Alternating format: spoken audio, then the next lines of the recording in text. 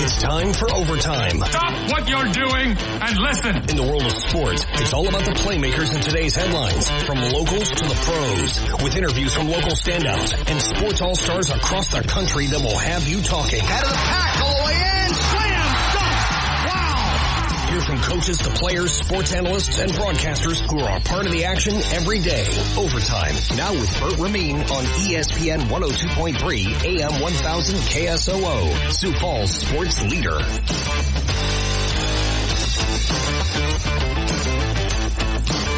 Welcome back. It's the start of hour number 2 on a Friday. The start of hour number 2 on a Friday is always special because we got the High Noon Showdown in store, brought to you by the all-new Uncle Ed's Specialty Meats out there on the east side of Sioux Falls. You looking to enhance your grill game, put another shrimp on the barbie or something like that, Uncle Ed's has you covered all the time out on the east side of Sioux Falls. The all-new Uncle Ed's Specialty Meats. Here on Overtime, we want you to be well-rounded. What does that mean?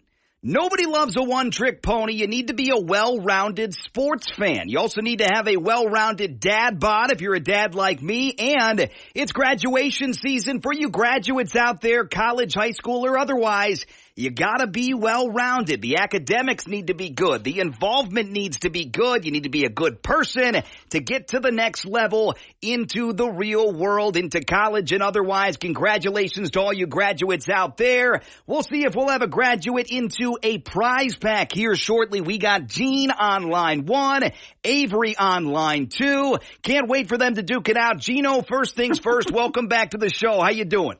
I'm doing pretty well. And, you know, listening to your write-up there about your details, the bottom line is if it was always a Marquette question, I'd be in all the time. You would be, but I think you're pretty well-rounded, Gino. You're no slouch here, but you got to win today. Avery's your opponent. Are you going for List A or List B today, Gino?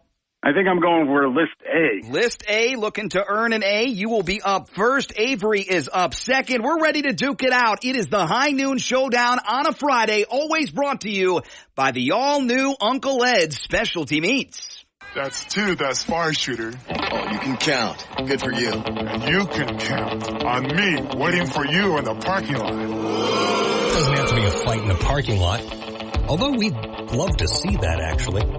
It's time to duke it out in this week's edition of the High Noon Showdown. High Noon Showdown is here. We got our contestants. It's time to put them up and duke it out. We got Gene going first with List A, Avery going second on List B. Gino, your first question. You got to be well-rounded. We'll talk basketball first. What jersey number does Celtic star Jason Tatum wear, Gino? Ooh, man, I just saw this, too. I better get it right. You better get it right.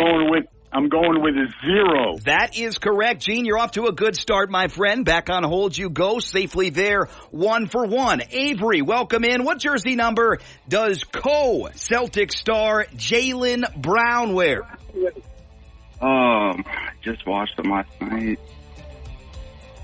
Number 7. That is correct. Avery, you're on the right track here. Hey, turn your radio down just a tad for me, Avery, while I get to the next question. We're talking college with our second question. A guy that just got a Brinks truck backed up to his house in Detroit is quarterback Jared Goff. Where did he go to college? UCLA. That is not correct. So close. He went to California, right next door. Back to Gino we go. Gene, you can't win it with this question, although if you get it right, it would certainly help your chances. New Seattle Seahawks quarterback Sam Howell played last year with the Washington Commanders. Where did he go to college? Boy, how did you spell his last name? Howell, Howell. I think I knew that.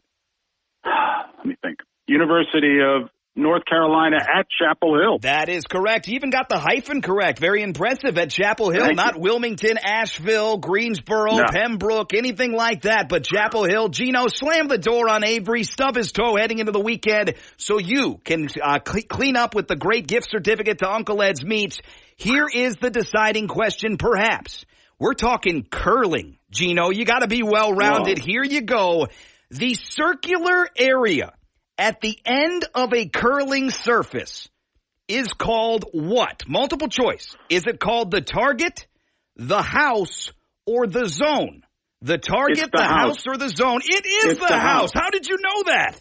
Oh, are you kidding? I watch everything all the time. That's what happens when you're retired. Retired and well-rounded. Gino, you win the prize pack, my friend. Thanks as always for playing. Gino, our winner today. Avery, better luck next time. By the way, Gino, if you're still there, you got to answer this question. Avery's question was, what is the playing surface in the sport of curling called? Is it the ice? Is it the curling sheet? Or is it the chute? Ooh. This one is tougher. It is. Any guess? The ice, the curling sheet, or the chute? I'm going the chute. That is not the chute. I thought I was pretty creative coming up with the chute. It's called the curling sheet there. But again, Gino, you're a winner either way, my friend. Heck of a start to the weekend. You know where to come for the prize pack. Job well done to our buddy Gino. By the way, the tiebreaker, I work hard on these, so I always like to share them on the air with you. So tell me if you get this right in your car. I certainly won't hear you, but you can let me know either way. What year was it the last time a Canada-based NHL franchise won the Stanley Cup? This is surprising. What year was it the last time a Canada-based NHL team won the Stanley Cup? You got to go back over 30 years ago, 1993. The last time an NHL club in Canada hoisted Lord Stanley's Cup. That's the High Noon Showdown. Gino is our winner. Great start to the weekend. Always brought to you by the fine folks and the finer meats out there at Uncle Ed's Specialty Meats on the east side of Sioux Falls. Still to come, we'll get the Friday Parlay posted up live with you in a moment. Latest from the NFL. A lot of news to share there. And the good, the bad, the ugly to send you packing into what is a tremendous and long holiday weekend. NHL hockey now as we recap it on the scorecard. Edmonton and Dallas, wildly entertaining game one of that series, goes to overtime, goes to double OT, where the Oilers earn the road win. Up the board, Bouchard in front, deflected home, and Edmonton wins the game. 3-2, it's Connor McDavid in double overtime. Gotta love the energy there. That audio courtesy of CHED north of the border. Edmonton wins in Dallas 3-2 in game one to take a 1-0 series lead. Tonight in the NHL, Panthers at Rangers game 2. 7 o'clock puck drop on ESPN. Florida holds that series advantage 1-0. NBA final from last night. Boston was very, very lucky to escape game one with a win on their home floor. More than lucky last night. Rather be lucky than good. The Celtics were good and great last night in game 2. Jaylen Brown moving to his left. McDermott slows him down. Shot clock down to 3. How fitting would this be for Jaylen to finish his perfect night with a 3? Jaylen Brown, 40 points. Celtics win it 126-110. Jason Tatum, one of the other stars of the show, said, hey, game 2, a lot easier than game 1. Winning the playoffs is tough. It never goes, I guess, how you expect it to. You know, each game is different in its own right. It did feel good to finally win a game 2, especially at home. So we understand that New York was up 2-0 and they ended up losing that series. So, you know, far from relaxed. Eyes on the prize for the Boston Celtics. Head coach there is Joe Mazzulla, and he said the defense last night made the difference. So tonight we handled our adjustments and our matchup execution better. And I thought when you play in the chaos, you have to embrace the chaos. And so there's going to be possessions where it is chaotic, and you just have to be ready to handle it. And I thought our guys did a good job handling it with just multiple efforts. 126-110 the final. Boston with a 2-0 series lead. Tonight in the NBA, Mavericks at Timberwolves game 2 from Target Center, 7:30 on TNT. Dallas holds that 1-0 series advantage. Game 3, Celtics and Pacers from Indianapolis on Saturday night, 7:30 on ABC. And Game 3, Timberwolves and Mavericks slated for 7 o'clock on TNT on Sunday night. Major League Baseball finals. Been a tough stretch lately for the Chicago Cubs as the Atlanta Braves have been a big-time bugaboo for the Cubbies. An extra base hit in his first 5 games in this ballpark. And he hits a high fly ball to deep right field. Might have just done it right here. That's on the fly and into the bleachers. Jared Kelenic right on cue. Hit a rainbow in into right field, and there was a pot of gold on the other end. That was an early lead for Atlanta, 1-0. They win the contest at Wrigley 3-0. Cubbies fall to 27-24. That audio courtesy of 680 AM The Fan. Other finals concerning area teams and AL Central teams. The Colorado Rockies did it again. Blew one in extras in Oakland. Final score there 10-9 with a walk on just 4 pitches last night. The Rockies now 16-33. Toronto won in Detroit yesterday 9-1, and Baltimore beats up on the White Sox on the south side. Final score 8-6. Today and tonight in Major League Baseball, Twins after a day off right back in action 7-10 as they play host and open up a series against the Texas Rangers. 7-10 start, 6:30 pregame coverage. Other matchups on this Friday: Blue Jays at Tigers, Royals at Rays, Red Sox host the Brewers, White Sox home to the Orioles, Cubs visit the Cardinals, Phillies at Rockies, Guardians at Angels, 8:30 on ESPN as the nightcap. Twins weekend schedule, Saturday and Sunday, identical start times of 1:10. Listen to Twins baseball right here on ESPN Sioux Falls. Both days, pregame coverage starts at 12:30 in the afternoon. Sunday night baseball to round out your weekend will be the Cubs and Cardinals from St. Louis, 6 o'clock on ESPN. WNBA on the scorecard, Minnesota Lynx were in action in Connecticut last night, went to overtime, but the Suns stay unbeaten, 4-0 with an 83-82 win over the Lynx. Minnesota falls to 2-1. Tonight in the WNBA, Indiana Fever visit the Los Angeles Sparks. That is a 9 o'clock start time. All sorts of news out of the NFL, including some commentary on another man's weight from Mike Tannenbaum, who had this to say about Lamar Jackson, quarterback of the Ravens, slimming down this offseason. I don't care about his weight. I just care about him protecting himself. You know, and you look at some of these quarterbacks that are so good with the ball in their hands, and it's much more about, knowing when to go for it on a third down versus when to, live to fight another day. And that, to me, is so much more important. And we're going to watch it this year. Jaden Daniels took some massive hits at LSU, and what would keep me up at night if I was the Commanders, same thing is when to slide, when to get out of harm's way. And look, if Lamar can make you miss with a 10-pound weight loss, Michelle, then I'd be all for it. By the way, that is now my elite go-to weight loss avoidance excuse here. Hey, I wish we were traded the same as athletes are. Honey, I'm sorry. I'm just protecting myself with this 5th slice of pizza tonight. I'm going to go back for leftovers. I'm going to have another beer because I'm protecting myself from these injuries that are going to come my way if I don't bulk up just a little bit during the holidays. Count me in, as that is a world-class excuse. I'm going to protect myself with another serving of this lasagna. Now on to more NFL news. An interesting pairing could be the future in New York for the New York Giants if everything comes crashing down like we saw last year. Daniel Jones is out. Brian Daboll's out.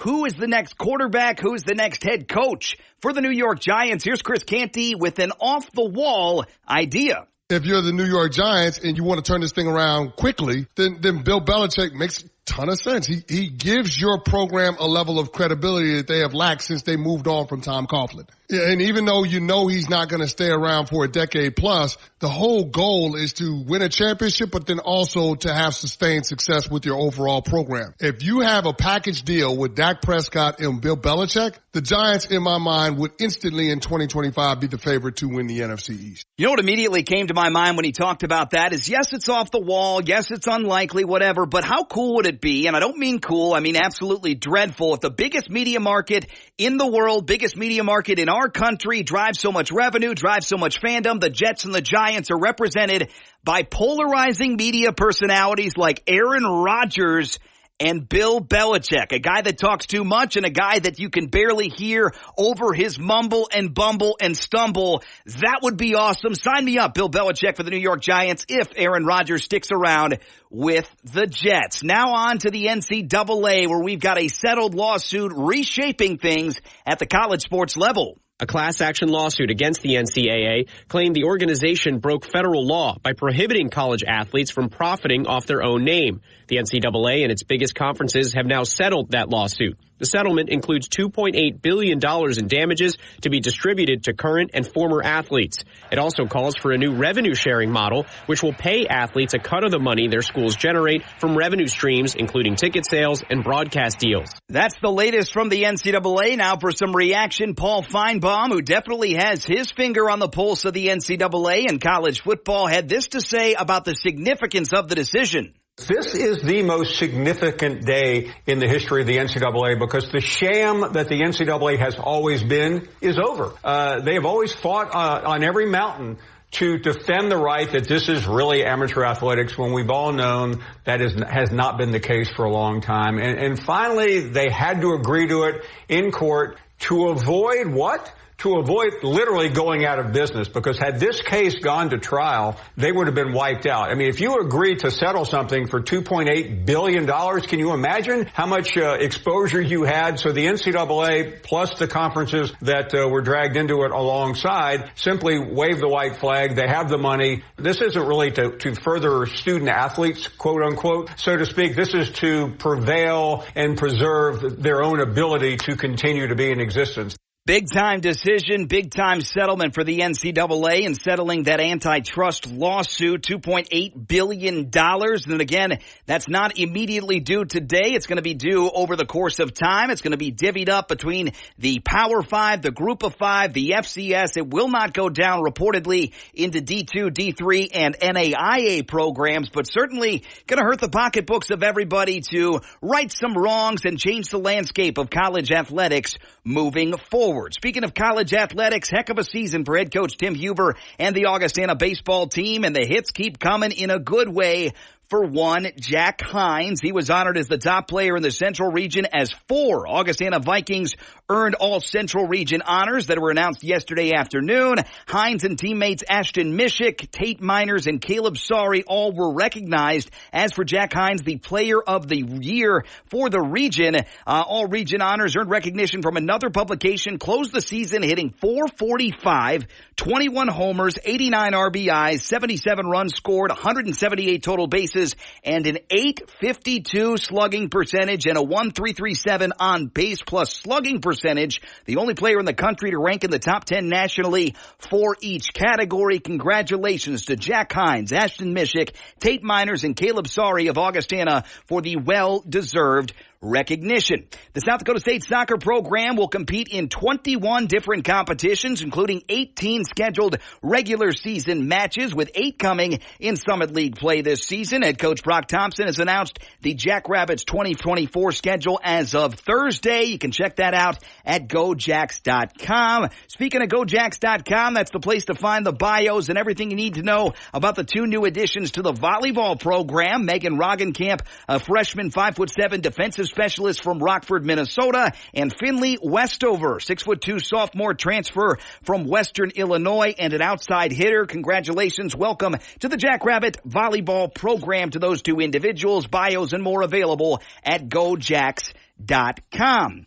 Assistant coach Jenny Fitzgerald, who worked for 32 years on Lisa Bluter's staff at Drake and Iowa, has announced her retirement as of Wednesday. Fitzgerald follows Bluter into retirement rather than continuing on the staff of new Iowa head coach Jan Jensen, who was her teammate at Drake from 1986 to 1990. Fitzgerald served as a special assistant to Lisa Bluter and assistant coach for over 24 years at Iowa, spent 8 seasons before that with Lisa Bluter at Drake University in Des Moines. As a coach primarily responsible for the guards, a recruiter, and the team's primary strategist, Fitzgerald helped Iowa make 22 postseason appearances, including 18 NCAA tournaments. The Hawkeyes reshaping their future without the likes of Caitlin Clark, Lisa Bluter, and now Jenny Fitzgerald, one of the top-tier assistants in the country, calls it a career as well.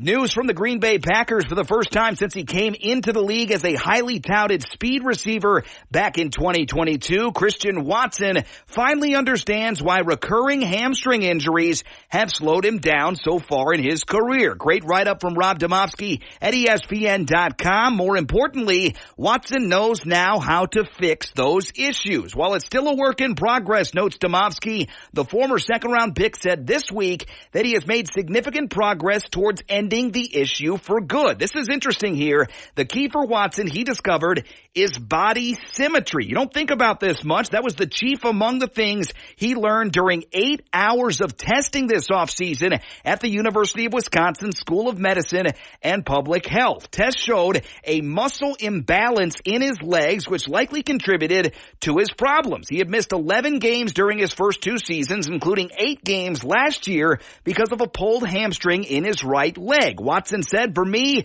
it really was the asymmetry between my legs." Watson explained over the week during an OTA practice, "It comes from a lot of things. Obviously, the issues I've had in the past with hamstrings, not fully recovering from those strength-wise. I've been attacking the strength side of it, trying to get that symmetry back, and it's been huge for me. I feel really, really good, and I got to continue grinding at it." Of all the players on the Green Bay Packers that you look at and list off this offseason as the Packers will be pretty good, I tell you what, look at Romeo Doubs, look at Dontavian Wicks, look at Tucker Kraft, look at Luke Musgrave, look at Josh Jacobs, look at the rookie running back in the backfield as well. Christian Watson is overlooked on that offense, and if he gets back to what he was as a rookie during that dynamic stretch, I think he had 8 touchdowns down the stretch of his rookie season, some rushing, some receiving, everything mixed in. Look out for the Packers offense. Hopefully, as a Packer fan speaking, Watson back as the wide receiver 1 in Green Bay this season. Those are your Reliant Bank headlines of the day for hour number 2. We are off and running on a good pace here into the conclusion of the week and the conclusion of the show. As you know, at the end of every single week, we hit you with the Friday Parlay. It is a free entry. Enter as many times as you want. Not as many times in one week, but you can win every single week with the Friday Parlay. All other prizes, High Noon Showdown, Identity Crisis, that's a once every 30-day thing, but the Parlay is pretty tough. It's pretty fun. Each and every weekend. We get that posted up next on Overtime on Twitter at ESPN Sioux Falls. The Friday Parlay always brought to you by the fine folks over at High End Glass and Tobacco. That gets posted up next. Before long, talking the latest from the NFL and more with you right here on the Friday edition of Overtime.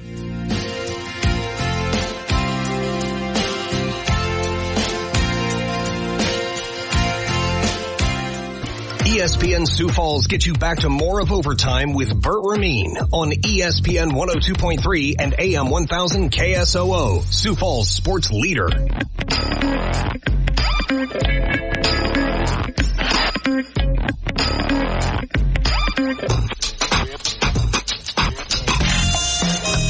Right back with you as we round it out in hour number 2 on a Friday. Hope everybody's geared up for a fun, happy, and healthy Memorial Day weekend. Friday Parlay will always keep you company on a Friday and into the weekend. Obviously, track your bets over the weekend. Prize Pack is always big, brought to you by High End Glass and Tobacco. And I'm getting this posted right now on Twitter. If you don't have a Twitter account and you want to play, just hop on, give us a follow, and you can get in every single week with the Friday Parlay. Be in it to win it this week. And we got some NBA, we got some NHL, and everything in between. Here are your picks for the Friday Parlay, brought to you by High End Glass and Tobacco. Boston and Indiana, Game 3 on Saturday. I'd love to rope in Friday night events, but the fact of the matter is, the number of entries, we like to give people chances all the way through Saturday midday to get the entries in. More competition, more fun, the more the merrier, and we usually leave it to Saturdays without including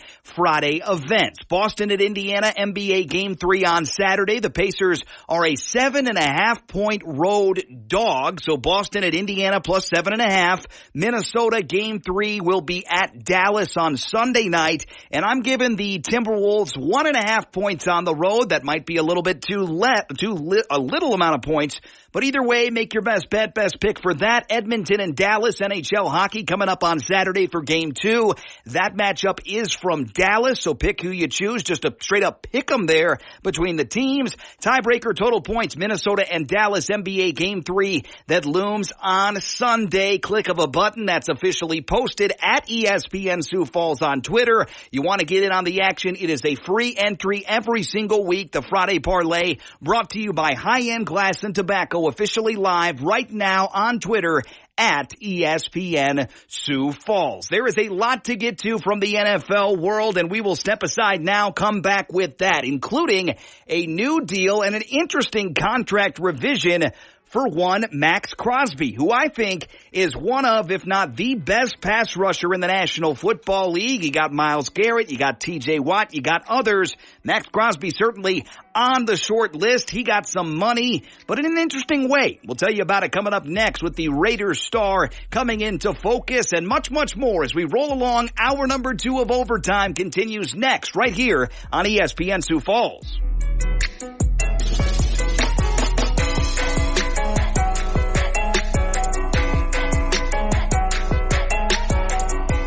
Get ESPN. Grab your phone or call us up on your smart device. Now let's get you back to Overtime with Bert Rameen on ESPN 102.3 and AM 1000 KSOO.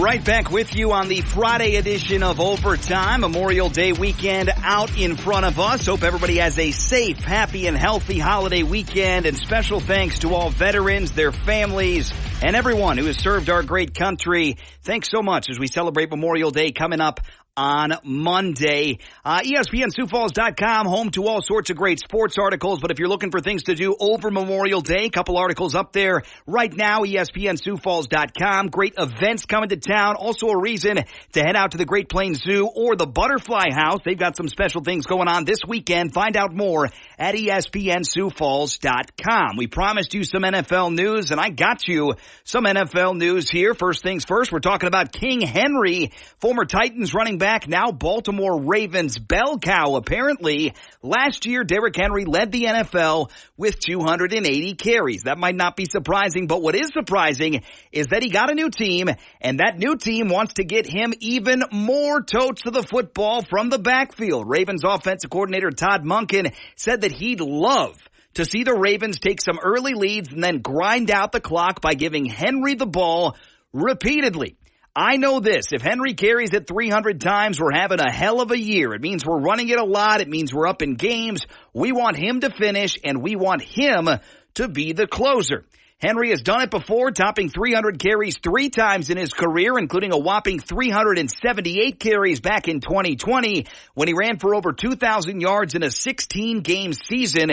In a 17-game season, a player needs to average 17.7 carries per game to reach 300 for the year, and Monken says the most important part is that keeping Henry healthy for 17 games. First and foremost, like every player, we want him to make it through the season. It's a long season, 17 games, so we'll see how that goes. I mean, he's been so durable. If history tells us anything, he will not remain durable. But the good news for the Baltimore Ravens is they've got some likable and really good young backs in the backfield. They said so long to Gus Edwards and other this offseason, but they have Keaton Mitchell back there, electrifying spark plug player, and they also drafted Rasheen Ali from the University, Marshall is where he was from, University of Marshall, Marshall University. We are Marshall. Rasheen Ali, the new running back in the backfield as a rookie for the Baltimore Ravens, so they've got some options to join Derrick Henry, and of course, another guy who's not scared to run the football, Lamar Jackson. So yeah, 30 times per game,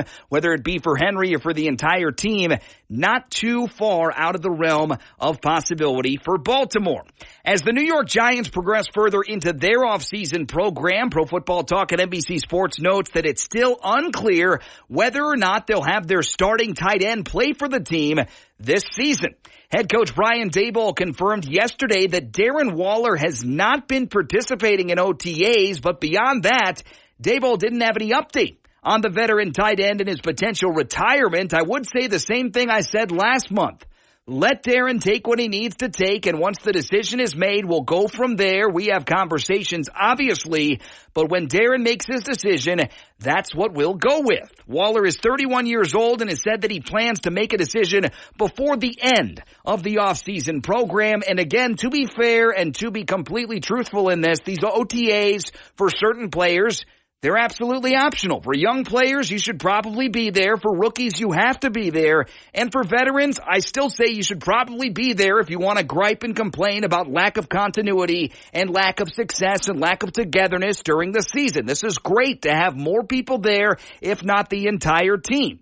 And again, for the New York Giants, that's a lot of uncertainty to not have a guy who you paid a boatload of cash to last year to come in and change the offense from a tight end perspective. Waller had a very disappointing season, as did the Giants and the offensive side in particular, and now contemplating retirement. We'll wait and see what's the latest there with the 31-year-old tight end of the New York Giants. Speaking of those Giants, quarterback Daniel Jones is already back on the field practicing during OTAs, and he reportedly has no doubt that he'll be ready for Week 1 against the Minnesota Vikings despite tearing the ACL in his right knee late last season. Jones showed no ill effects while participating in individual drills on Thursday, just 6 months after injuring the knee in November in a loss to the Raiders. Jones said it feels good. It felt good out there today, but just getting back in the swing of things and playing football against a defense, against guys moving around, I thought yesterday was good. Continue to kind of progress and continue to work on things. Daniel Jones and the New York Giants might not be Super Bowl or bust, but it is a very important year for Daniel Jones and his future with that organization. Speaking of Super Bowl or bust, padded practices haven't even started yet, but with OTAs beginning this week and mandatory minicamp set for June the 4th, Lions head coach Dan Campbell has his sights on bringing a Super Bowl to Detroit. I don't see bust. I see Super Bowl, Campbell said Thursday. I don't know what bust is. Detroit currently has the 4th best odds at plus 1,100 to win a Super Bowl this year. That's according to ESPN Bet, after enjoying a storybook run in 2023 that ended in the NFC Championship game, and in my opinion, NFC Championship blunder of a loss to the San Francisco 49ers. We'll see about Detroit and Dan Campbell. He says, what's a bust? I know what a Super Bowl is. Now time to put your money where your mouth is, Coach Dan Campbell. We'll wait and see what the Lions do this season. Update on the Denver Broncos. All signs are good for the 3 quarterbacks competing for the Broncos job. Bo Nix, the rookie, Jarrett Stidham, the veteran, and Zach Wilson, the New York Jets cast-off, are in a 3-way battle for the starting role this season. If you ask me, I would start Stidham. I would probably cut or bench Wilson, and I would have Bo Nix on a very short leash and an opportunity maybe to get him into a game before too long. If you know anything about a Sean Payton offense, it is simplified, it's efficient, it's short passes. We'll wait and see, but Bo Nix is a pretty tailor-made fit. I don't like where they chose him in the first round. I thought it was pretty early, but I do like the fit there as far as the fresh blood, the new start in Denver. I would be excited as a Broncos fan, whether or not it's the most exciting quarterback you could have drafted at that spot with the pick or wherever. Bo Nix definitely the future of the Denver Broncos. This is so overblown, I don't even want to mention it on the air, but an up-and-down day for the Chicago Bears offense during the 3rd practice of OTAs ended with an encouraging message for rookie quarterback Caleb Williams. 9th-year safety Kevin Byard, who joined the Bears in free agency this offseason, approached Caleb at the end of yesterday's session with feedback after a stretch of inconsistency during the red zone period. I said something to him at the end of practice like, keep it going. We're going to keep making you better, and not necessarily saying he had a terrible day, but days like this are going to make you better. The Bears defense, which has operated the same system since 2022, got the better of an offense that is learning a new scheme under first-year offensive coordinator, Shane Waldron. Wide receiver DJ Moore noted the expectation of growing pains for Williams. This is such a nothing burger non-story to me, whether it be J.J. McCarthy, Bo Nix, Caleb Williams, young quarterbacks across the board. I don't know why we do this every single year, that not only do we react so positively and glowingly to interviews and so positively and glowingly to 7-on-7 completions. Wow, look at the ball zip out of his hands. He's a professional quarterback. Of course it's going to zip out of his hands. And then you get against an NFL defense for the first time, a defense, by the way, that knows the offense's playbook. And you're going to be so critical of a rookie that's throwing interceptions, that's trying to fit it into a window, that's trying to learn the speed of an NFL defense. Why, oh why, every offseason do we have to do this? No, I'm not worried about J.J. McCarthy. No, I'm not worried about Caleb Williams right now, or Bo Nix, or any other rookie quarterback for that matter. They're going to make mistakes in camp. It is a rookie. There's going to be film out there of the ball leaping off the fingers of J.J. McCarthy or an interception on the other side of things. You can react if you want to. I'm not wasting my time. Caleb Williams is fine and will be fine this season for the Chicago Bears. And lastly here, the Max Crosby news. The Raiders are giving three-time Pro Bowl defensive end Max Crosby a $6 million raise for the upcoming season. But the interesting part of this, they're giving him a raise, the money up front, but they aren't adding any more years to his contract. The Raiders are also moving $1.2 million from his 2026 salary into 2025. Crosby, a fourth-round draft pick out of the Raiders back in 2019 out of Eastern Michigan, one of the better small school players in the entire league, has signed a 4-year extension back in March of 2022, $95 million in new money and $53 million guaranteed. Since that time, March of 2022, Crosby has 27 of his 52 career sacks, while twice finishing in the top 6 of the NFL Defensive Player of the Year voting. Max Crosby is an Aaron Donald type. I'm not meaning that as a similar player. What do I mean by that? He's a tone setter. He's an identity maker. He's a culture builder. The Raiders should not look past him when they're making decisions. They're making their identity known. Max Crosby's the dude that you look at when you're playing against the Raider defense. I don't care who else the other 10 players are. That dude is scary. That dude is good. And he is a bad man. To quote Stephen A. Smith here as we go to break. Coming back, the good, the bad, the ugly to round out this Friday edition of Overtime. Thanks for hanging out with us all week long right here on ESPN Sioux Falls.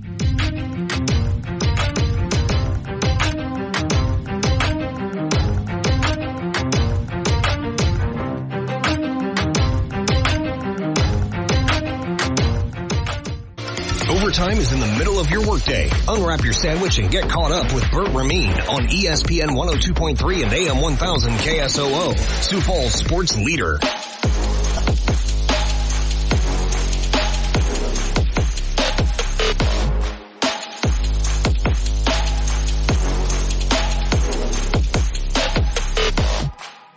Right back with you. It is the Friday edition of Overtime. Always want to keep you guys out there that are listening updated on our schedule. Next week, I'm taking some time off. I will be out Monday for the holiday, Tuesday, Wednesday, and Thursday. I will be back for a standalone show on Friday. There's a lot of good rumors out there as to what's going on. Couple spicy potential guests joining us on Friday. And most importantly, I want to put this on your radar. If you are a golfer or if you know a golfer, whether it's a birthday coming up or something like that, Friday of next week, you'll want to tune in for the High Noon Showdown because I've got a really big prize that's going to be thrown into that prize pack. If you want to win, if you're a golfer, if your dad's a golfer, your husband's a golfer, your wife's a golfer, I got the best golf prize you could possibly imagine. We're going to shove into that envelope for next week's High Noon Showdown. Again, off Monday, Tuesday, Wednesday, Thursday. We're back on Friday with some big guests and a big prize pack for the High Noon Showdown. Friday parlay in store as well.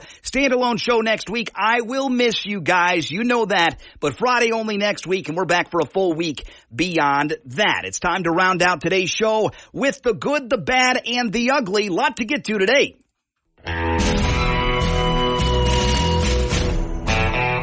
Many days there are those who can be called a problem child. You know the ones. They have a tendency to display an ugly side. They have their whiny moments. Some display an outright bad side of themselves. And then there are those who stand out in a good way. Well, here they are. The good, the bad, and the ugly. We'll start out with the good news. The first sign that this wasn't a Gabriel Landeskog retirement announcement. The Colorado captain showed up wearing an Avalanche hat, shirt, and shorts as if he'd just gone through a workout. I think I'd dress up a bit more, he cracked Thursday as he chatted alongside general manager Chris McFarland for around 50 minutes about his health, the pain of watching his team be eliminated from the playoffs, Val Nichushkin's suspension, and his desire to keep playing. The 31-year-old Gabriel Landeskog has missed the last 2 seasons because of his right knee, but he's making strides towards a return to the ice after undergoing cartilage replacement surgery last May. Precisely when he will be back, though, He's not so certain. Between mid-September and the start of April, Landeskog said with a laugh, I feel pretty good about it. Like Landeskog, Nichushkin's status remains to be determined. The Russian forward received at least a 6-month suspension without pay last week for violating terms of the NHL and NHL Players Association Player Assistance Program. It's an interesting future ahead for the Colorado Avalanche, one of the best franchises year in and year out across the NHL.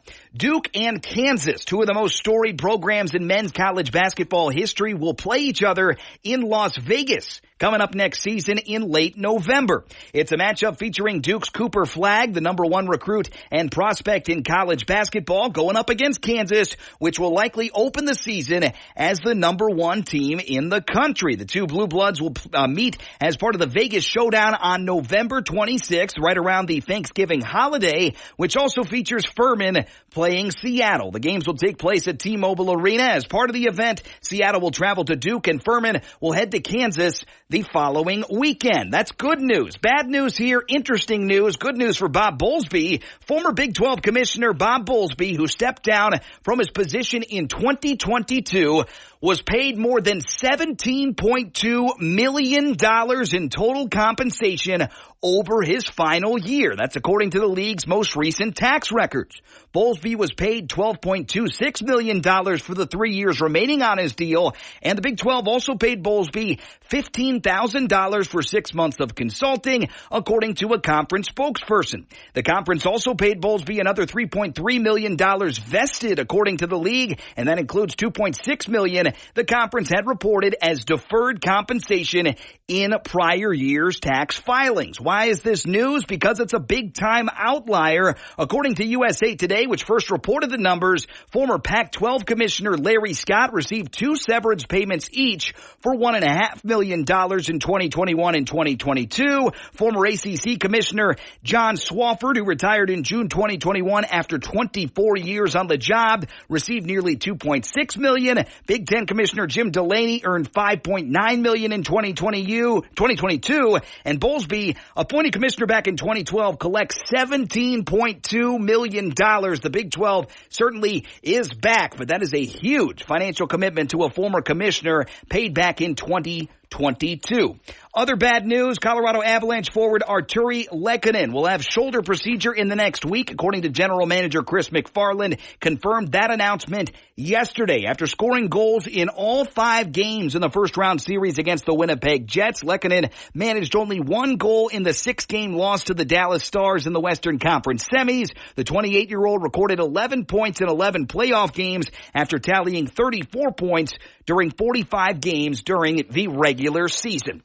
Lastly here, ugly firing for the Cleveland Cavaliers yesterday. J.B. Bickerstaff reportedly didn't do anything wrong to deserve being fired. The Cavaliers said they just feel like they reached their limit with him as their head coach. A day after Bickerstaff was let go despite winning 99 games the past 2 years and taking the Cavaliers into the second round of the NBA postseason despite numerous injuries this year, President of Basketball Operations Kobe Altman tried to explain the rationale behind the somewhat surprising dismissal. Altman praised Bickerstaff's many successes in his 4+ seasons, but says he feels that the team needs a new leader, someone with a new approach, someone with a different voice, a fresh set of eyes to help us move forward. We've accomplished a lot in the last few years, getting to a conference semifinal, and we don't want to be complacent. I don't understand the move at all. The only way I would understand the move is if the Cavs already have somebody, a big name in mind. I'm not going to speculate, but we'll wait and see who guides the Cavaliers moving forward with a very talented young roster in the Eastern Conference. That's the show. That's the day. Reminder, off Monday, Tuesday, Wednesday, Thursday. We're back for Friday. Huge prize back in the Friday parlay. Huge prize back as well in the High Noon Showdown, including a great gift for your golfing buddy, golfing partner, golfing friend, or maybe just for you. Keep it yourself. It's a huge prize coming up next week. Do me one favor over the weekend. Call a veteran. Thank a veteran. Thanks for your service for all of you out there and veterans' families. I know it ain't easy. Thank you so much. Happy Memorial Day. We'll talk to you next Friday here on Overtime.